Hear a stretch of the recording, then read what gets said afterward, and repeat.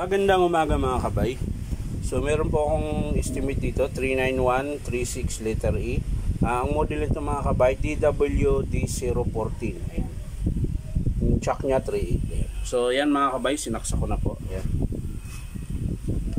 So yan, tinitesting ko, wala po siyang power. So titingnan natin mga kabay. So tara, samahan nyo ako. So yan mga kabay, bubuksan ko na po. Ayan. So unahin muna natin sa cord mga kabay. Yung cord niya. So titest natin kung bakit walang power.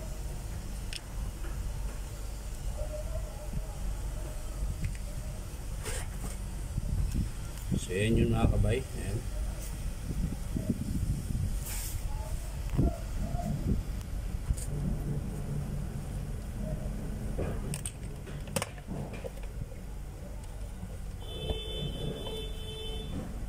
Ayan, tumayo ka.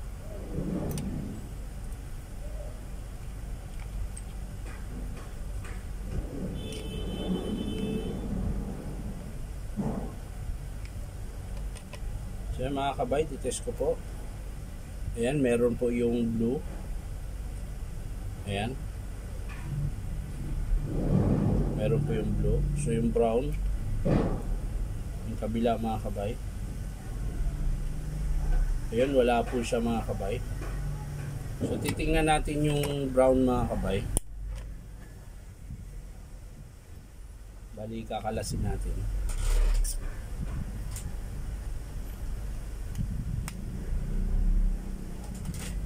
So ayan mga kabay, kinalas ko po siya. Ayan, papakita ko sa inyo. Yung blue po, merong contact. Ayan. Ito yung blue. Ayan. Tingnan nyo po. Ayan, meron po siya. Oh. Diba? Pero yung brown, ito yung brown, wala po. Ayan. Di po siya nagalaw. Ayan. So titingnan natin ito mga kabay. Bubunutin natin. Baka may putol dito. Ayun mga kabay. Oh. So ang putol niya mga kabay dito. Ayan, dito sa may ayun. So ayan, kakabit natin dun mga kabay. Titingnan natin kung gagana. So ayan mga kabay, hihinangan na po natin to.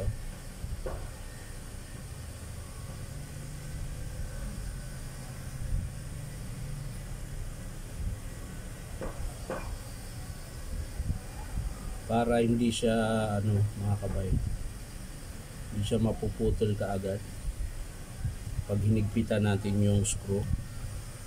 So hinangan natin yung tatamaan sa screw mga kabay. So yan, okay na yan mga kabay. So yan mga kabay, kakabit na natin to.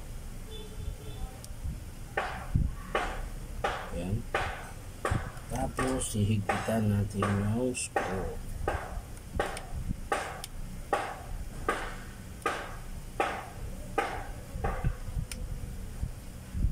Yun. So sasara na natin mga kabay para matesting natin na maayos.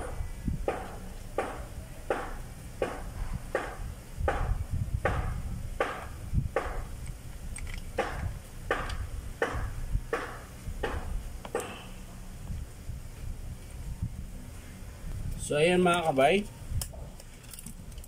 nasara ko na po. So hindi, naikabit ko na po yung yung cord niya. So sasara ko na mga kabay para matesting natin. Pero bago natin isara mga kabay, saksak muna natin, baka di gagana.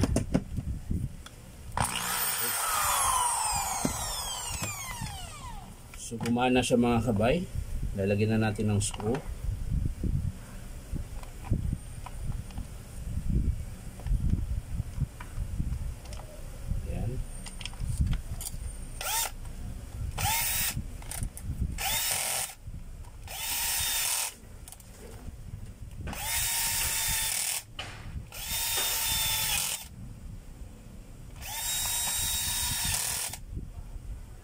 So yan mga kabay, nasara ko na.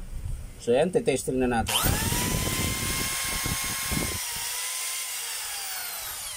Testing natin yung reverse mga kabay.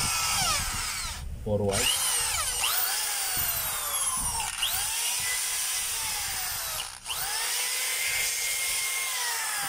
Ayan lang mga kabay, bali wiring lang po ang sira niya, puto lang po yung wire. So ang babayaran ng customer ito mga kabay, labor lang po 200. Ayan, sa mga gustong magpagawa dito mga kabay, punta lang kayo dito sa 530 T. Alonso, Santa Cruz, Manila. Hanapin nyo lang po yung Powerman Hardware.